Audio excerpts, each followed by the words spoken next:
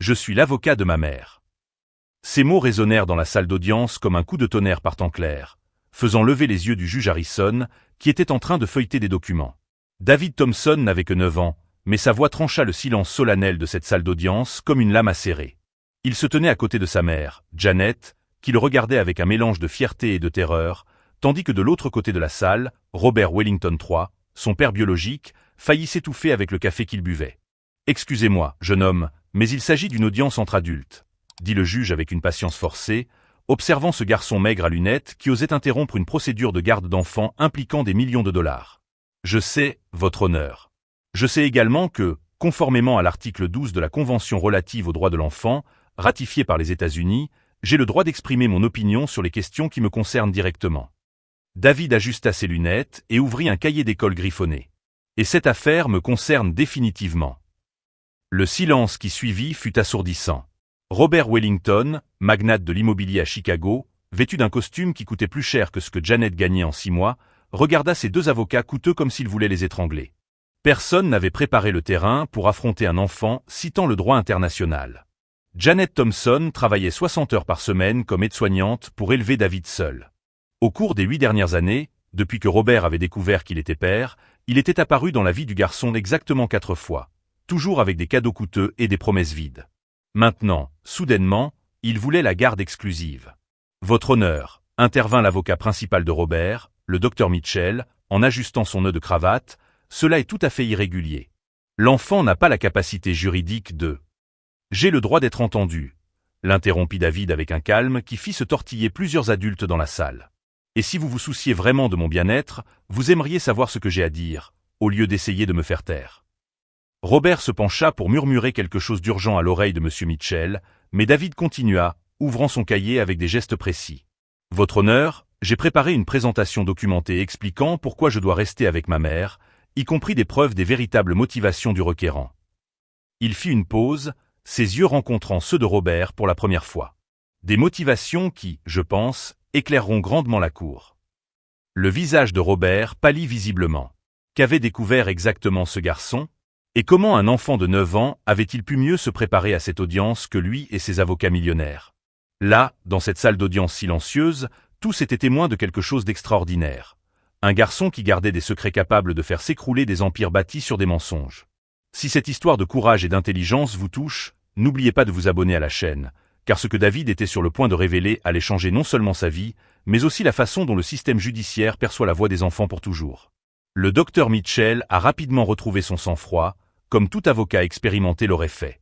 Votre honneur, bien que nous admirions la créativité de l'enfant, ce tribunal traite de questions complexes de droit familial qui nécessitent une représentation juridique appropriée. Alors pourquoi ne lui en avez-vous pas fourni une? Demanda David en fermant son cahier d'un claquement sec qui résonna dans la salle silencieuse. Au cours des 8 derniers mois de procédure, personne n'a jugé important d'entendre l'avis de la personne la plus touchée par cette décision. Robert Wellington s'agita nerveusement sur sa chaise. Il y avait quelque chose dans le calme de ce garçon qui le dérangeait profondément. David ne semblait pas du tout intimidé par le cadre formel, les avocats coûteux ou la présence imposante de son propre père biologique. Janet observait son fils avec un mélange de fierté et de panique. Depuis des semaines, David rentrait de l'école avec d'étranges livres empruntés à la bibliothèque. Code juridique, manuel sur les droits de l'enfant, précédents judiciaires. Elle avait pensé qu'il s'agissait simplement de la curiosité intellectuelle d'un enfant intelligent. Elle n'avait jamais imaginé qu'il se préparait à cela. « Votre honneur », a poursuivi le docteur Mitchell, « mon client Robert Wellington demande la garde de son fils parce qu'il est sincèrement préoccupé par son bien-être. Madame Thompson, bien qu'animée de bonnes intentions, n'a tout simplement pas les moyens d'offrir à un enfant aussi doué que David les opportunités éducatives et sociales qu'il mérite. »« Intéressant », murmura David en rouvrant son cahier. « Une préoccupation sincère. » Il feuilleta quelques pages griffonnées. « Votre honneur, puis-je vous faire part de quelques faits concernant cette préoccupation sincère? » Le juge Harrison, qui avait présidé des centaines d'affaires de garde, n'avait jamais vu une situation pareille. D'un côté, il avait des protocoles stricts à suivre. D'autre part, cet enfant faisait preuve d'une éloquence et d'une préparation qui surpassaient celles de nombreux adultes. « David, » dit Janet doucement, « nous devrions peut-être laisser les avocats. »« Quels avocats, maman ?» l'interrompit gentiment David. « Nous n'avons pas les moyens d'engager le docteur Mitchell ou ses collègues. Donc, soit je parle pour nous, soit personne ne parle. Robert Wellington retrouva enfin sa voix. David, mon fils, je sais que cette situation est confuse pour toi, mais ne m'appelez pas mon fils. Les mots sortirent avec une froideur qui fit frissonner plusieurs adultes dans la pièce. Au cours des 9 dernières années de ma vie, vous vous êtes présenté exactement 4 fois. 2 fois pour mon anniversaire, toujours avec 3 semaines de retard, une fois Noël, quand tu avais 20 minutes de libre entre 2 rendez-vous, et une fois quand la presse locale a fait un reportage sur les entrepreneurs philanthropes et que tu avais besoin d'une photo avec un enfant. Le silence qui suivit fut glacial. Robert ouvrit la bouche pour protester, mais David continua. La dernière fois que nous nous sommes vus, il y a 6 mois, tu as passé 15 minutes dans notre appartement. Assez longtemps pour critiquer notre mobilier, te plaindre de l'odeur de médicaments, que ma mère ramène de l'hôpital et suggérer que je pourrais avoir du potentiel si je recevais une éducation adéquate. David ajusta ses lunettes. Curieusement, 2 semaines après cela, tu as demandé la garde. Le docteur Mitchell murmura quelque chose d'urgent à Robert, mais le garçon n'avait pas terminé. Votre honneur, j'ai fait quelques recherches sur mon père biologique. J'ai découvert qu'il avait récemment perdu un procès très coûteux contre ses associés. J'ai découvert que sa 3e femme avait demandé le divorce. Et j'ai découvert quelque chose de très intéressant au sujet d'un fonds fiduciaire créé par ma défunte grand-mère paternelle. Le visage de Robert Wellington passa du rose au blanc en quelques secondes. Comment diable ce garçon avait-il découvert des informations que même tous ses avocats ignoraient? David tourna une page de son carnet et sourit pour la première fois depuis son entrée dans la salle d'audience. Ce n'était pas le sourire innocent d'un enfant. C'était le sourire de quelqu'un qui avait des atouts dans sa manche et était prêt à les jouer. Mais avant de parler d'héritage et de motivation financière, dit David en refermant son cahier, pourquoi ne discuterions-nous pas de la raison pour laquelle un homme qui n'a jamais montré le moindre intérêt pour son rôle de père a soudainement développé un instinct paternel aussi fort? Robert Wellington transpirait à grosses gouttes, et ses avocats coûteux semblaient complètement perdus. Aucun d'entre eux n'était préparé à affronter un enfant qui semblait en savoir plus sur la situation financière de leurs clients qu'eux-mêmes. Qu'avait découvert exactement ce garçon de 9 ans lors de ses après-midi à la bibliothèque? Et comment un enfant avait-il pu rassembler des informations que des adultes disposant de ressources illimitées n'avaient pas? Le juge Harrison se pencha en avant, sa curiosité judiciaire clairement éveillée. En 30 ans de carrière, il n'avait jamais vu un enfant aussi éloquent dans son tribunal. David, vous avez mentionné des preuves. Quel genre de preuves un enfant de 9 ans aurait-il pu rassembler? David ajusta à nouveau ses lunettes, un geste qui devenait sa marque de fabrique dans cette audience. Votre honneur, au cours des 3 derniers mois, depuis que j'ai pris connaissance de cette affaire, j'ai consacré tous mes mardis et jeudis après-midi à faire des recherches à la bibliothèque municipale. Des recherches sur quoi? Interrompit le docteur Mitchell d'un ton condescendant. Des registres publics, des archives de journaux, des documents d'entreprise accessibles, les précédentes poursuites judiciaires de M. Wellington. David ouvrit une nouvelle section de son cahier. La bibliothécaire en chef, Madame Rodriguez, est titulaire d'une maîtrise en sciences de l'information et m'a appris à accéder aux bases de données juridiques de base. Janet regarda son fils avec stupéfaction. Pendant des mois, David avait dit qu'il étudiait pour un projet spécial à la bibliothèque. Elle n'aurait jamais imaginé que ce projet consistait à sauver sa famille. Robert Wellington finit par exploser. C'est ridicule. Un gamin de 9 ans qui fouille dans ma vie privée comme s'il était une sorte de détective privé. Des informations publiques, monsieur, corrigea calmement David. Tout est parfaitement légal et accessible à tout citoyen américain, quel que soit son âge. Madame Rodriguez était devenue bien plus qu'une bibliothécaire pour David. Lorsque le garçon était venu pour la première fois lui demander comment fonctionnent les tribunaux familiaux, elle avait rapidement compris qu'il ne s'agissait pas d'une curiosité académique. C'était du désespoir déguisé en détermination. Ce garçon vient ici religieusement depuis 3 mois, avait-elle confié à Janet la semaine précédente, lorsqu'elle avait finalement appelé inquiète. Il lit les codes juridiques comme d'autres enfants lisent des bandes dessinées. Il apprend trop vite pour être normal. David a poursuivi sa présentation méthodiquement. J'ai découvert qu'au cours des 18 derniers mois, M. Wellington a fait l'objet de 3 procédures judiciaires importantes. Il a perdu un litige de 2,3 millions de dollars avec d'anciens associés de Wellington Industries. Sa femme actuelle, la 3e, a demandé le divorce pour différences irréconciliables, ce qui est le code juridique pour qu'il m'a caché de l'argent. Le visage de Robert était rouge de colère. Comment osez-vous?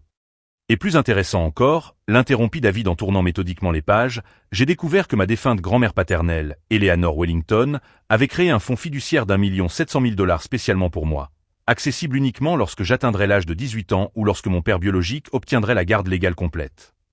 Le silence dans la pièce était absolu.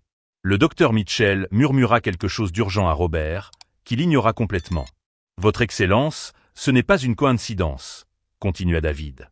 « Ma grand-mère est décédée quand j'avais 2 ans. Pendant 7 ans, M. Wellington ne lui a jamais parlé de mon existence, ne m'a jamais emmené la rencontrer, ne lui a jamais permis de savoir qu'elle avait un petit-fils. » Janet s'en souvenait parfaitement.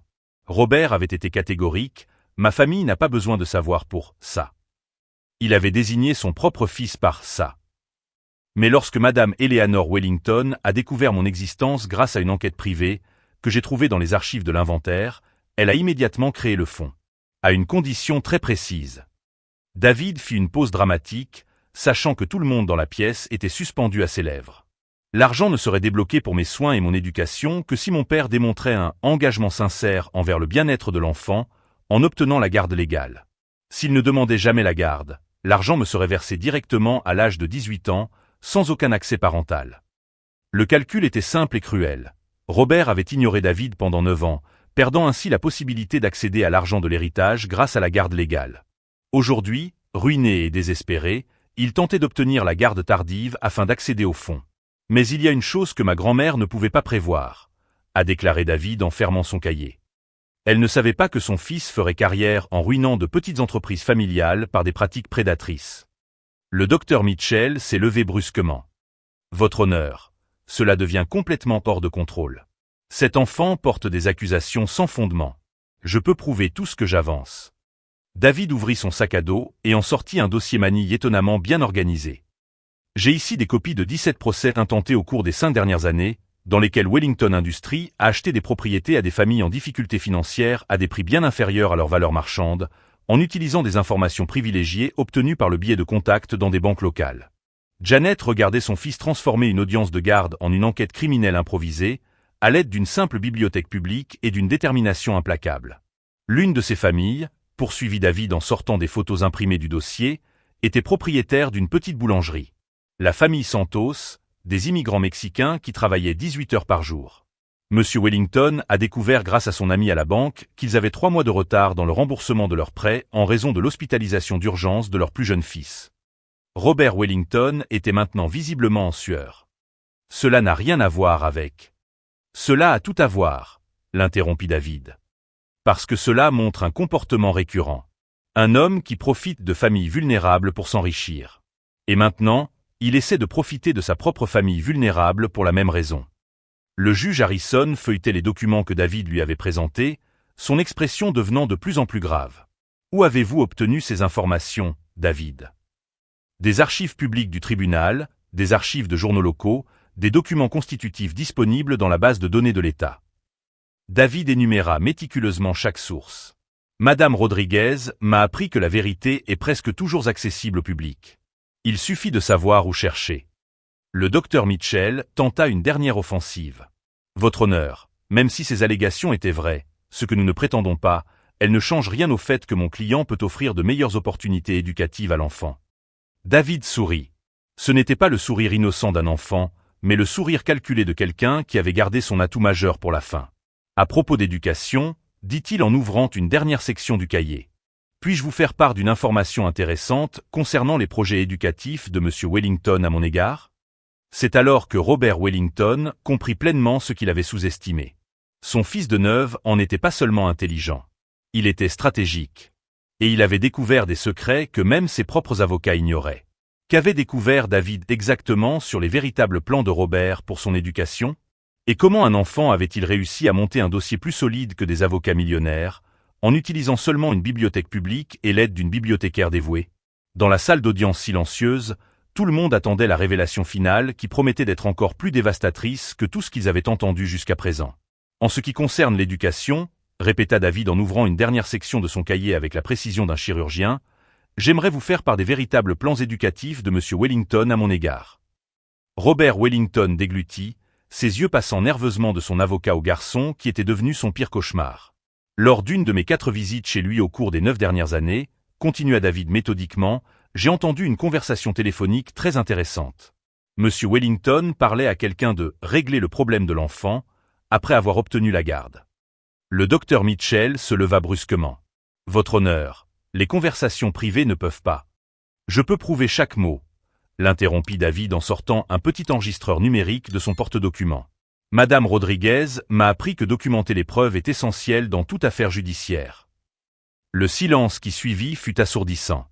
Robert Wellington tremblait maintenant visiblement, ses doigts tambourinant nerveusement sur la table alors qu'il réalisait qu'il avait complètement sous-estimé l'intelligence de son propre fils. « Cet enregistrement a été fait lors de votre dernière visite à notre appartement, il y a 6 mois, » expliqua calmement David au juge.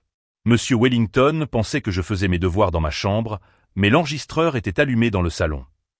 Le juge Harrison prit l'appareil et l'examina. « David, êtes-vous sûr de vouloir présenter cela comme preuve ? » « Absolument, votre honneur. » Le son de l'enregistrement résonna dans la salle silencieuse.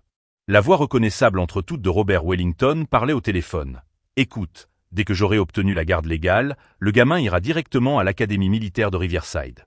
C'est un internat très strict dans le Colorado. Ils savent comment s'y prendre avec les « enfants difficiles ». Il y restera jusqu'à ses 18 ans et j'aurai un accès total au fonds de l'héritage pour ses frais d'éducation. » La voix de son interlocuteur était inaudible, mais Robert poursuivait. « Exactement. Environ 500 $ par mois pour l'internat, le reste pour moi. L'enfant n'a même pas besoin de savoir pour l'argent. C'est une solution parfaite. Il est loin, j'ai accès au fonds et j'ai l'air d'un père responsable. » Janet couvrit sa bouche de ses mains, les larmes coulant sur son visage. Elle n'avait jamais su que Robert avait prévu de se débarrasser de David de manière aussi cruelle. Le docteur Mitchell était pâle, réalisant que son client venait d'être détruit par ses propres mots. « Il y a plus, » dit David calmement, arrêtant l'enregistrement. « Cette partie concerne ce qu'il pense vraiment de moi. » La deuxième partie de l'enregistrement était encore plus dévastatrice. Le problème, ce n'est pas seulement l'argent. C'est que ce gamin est trop intelligent pour son propre bien. Il pose des questions, observe tout. Il vaudrait mieux le tenir à l'écart jusqu'à ce qu'il ait 18 ans et que je puisse régler la situation financière. Les enfants comme lui, enfin, vous comprenez. Nous ne voulons pas qu'il se fasse des idées au-dessus de sa condition. Robert Wellington explosa. C'est un piège. Il m'a provoqué délibérément. Un enfant de 9 ans ne peut pas. Un enfant de 9 ans ne peut pas quoi ? L'interrompit David, sa voix tranchant comme une lame. Il ne peut pas être intelligent, il ne peut pas se défendre, il ne peut pas révéler la vérité sur un père qui le considère comme un problème à résoudre ? Le juge Harrison éteignit l'enregistreur et regarda Robert Wellington droit dans les yeux. Monsieur Wellington, cet enregistrement, combiné aux preuves financières présentées, brosse un tableau très clair de vos véritables motivations. Votre honneur, continua David, j'ai également découvert que l'Académie militaire de Riverside a un passé terrible. Au cours des 5 dernières années, 3 élèves s'y sont suicidés. L'établissement fait l'objet d'une enquête fédérale pour abus physiques et émotionnels sur mineurs. Le docteur Mitchell tenta un dernier coup désespéré. Votre honneur, même en tenant compte de ces allégations, le fait demeure que mon client dispose de ressources financières supérieures. Pour faire quoi ? L'interrompit David. Pour m'envoyer dans un endroit où des enfants meurent ? Pour dépenser l'argent de mon héritage tout en faisant semblant de se soucier de moi ? Pour m'isoler de la seule personne qui m'aime vraiment ? Robert Wellington perdit finalement complètement son sang-froid. Vous n'êtes qu'un enfant arrogant qui ne sait pas où est sa place. Je suis votre père et... Vous êtes un étranger qui partage mon ADN, répondit David avec un calme qui fit frissonner toute la salle. Un vrai père n'essaierait pas de se débarrasser de son propre fils pour lui voler son argent. Le juge frappa son marteau pour rétablir l'ordre. Monsieur Wellington, asseyez-vous immédiatement ou vous serez expulsé de ma salle. David ouvrit une dernière page de son cahier. Votre honneur, il y a une dernière chose que je dois mentionner. Quelque chose que j'ai découvert sur la raison pour laquelle ma grand-mère a réellement créé ce fonds fiduciaire. Robert Wellington pâlit encore plus, si cela était possible. J'ai trouvé une lettre d'elle dans les archives de l'inventaire.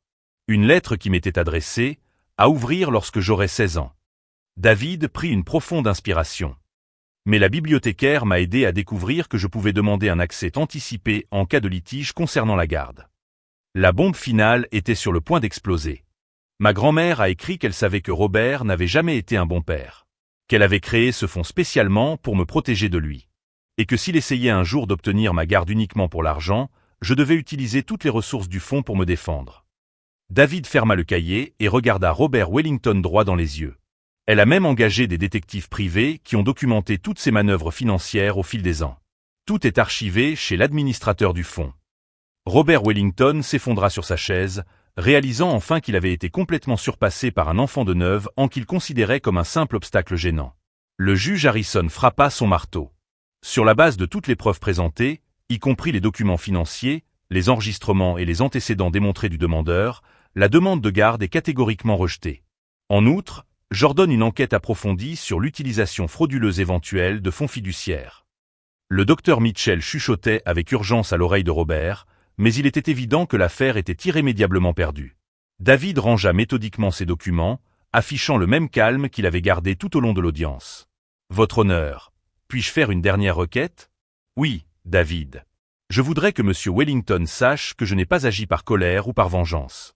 Je l'ai fait parce que chaque enfant mérite d'avoir une famille qu'il aime vraiment, et non qui le considère comme une opportunité financière. » Alors que Robert Wellington quittait la salle escorté par des agents de sécurité, le juge ayant ordonné son arrestation immédiate pour tentative de fraude, David laissa enfin un petit sourire apparaître sur son visage. Dans cette salle d'audience silencieuse, un enfant de 9 ans venait de prouver que l'intelligence, la préparation et l'amour véritable peuvent vaincre n'importe quelle somme d'argent et n'importe quel privilège. Mais la victoire de David représentait bien plus qu'un simple litige concernant la garde d'un enfant. C'était le début d'une transformation qui allait changer la vie de sa famille à jamais. 3 ans se sont écoulés depuis cette journée historique au tribunal, et la vie de David Thompson a changé d'une manière que même son intelligence précoce n'aurait pu prévoir. L'enregistrement qui a détruit Robert Wellington n'a pas seulement permis de gagner le procès, il est devenu viral sur les réseaux sociaux, faisant de David le symbole national d'une génération d'enfants qui refusaient d'accepter l'injustice en silence. La vidéo a été visionnée plus de 50 millions de fois et a inspiré des changements législatifs dans 17 États américains. Nous recevons aujourd'hui David Thompson, 12 ans, qui, il y a 3 ans, a choqué le pays en défendant sa mère devant le tribunal avec pour seules armes son intelligence et une bibliothèque publique, a annoncé la présentatrice de l'émission matinale la plus regardée des États-Unis. David, comment te sens-tu d'être qualifié de garçon le plus intelligent d'Amérique ? David, plus grand et portant de nouvelles lunettes, mais toujours aussi calme, a souri. Je préfère qu'on m'appelle simplement David, celui qui a appris que tous les enfants ont une voix, même quand les adultes font semblant de ne pas les entendre. Le public présent dans le studio a éclaté en applaudissements émouvants. Janet observait depuis les coulisses, vêtue de son uniforme de superviseuse infirmière, une promotion qu'elle a obtenue après que son histoire ait inspiré une campagne nationale sur les mères qui travaillent. L'hôpital où elle travaillait avait créé un fonds de bourse d'études appelé « Programme Janet Thompson » pour les enfants des employés à faible revenu. « Votre mère est ici avec nous aujourd'hui », a poursuivi la présentatrice. Janet, qu'est-ce que cela fait de voir votre fils devenir une source d'inspiration pour des millions de familles ?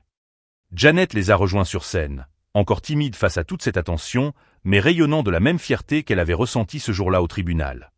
David a toujours été spécial, mais ce qui me rend le plus fier, ce n'est pas son intelligence. C'est son cœur. Il aurait pu se vanter de son histoire, mais il a choisi de l'utiliser pour aider d'autres familles. Et c'était vrai.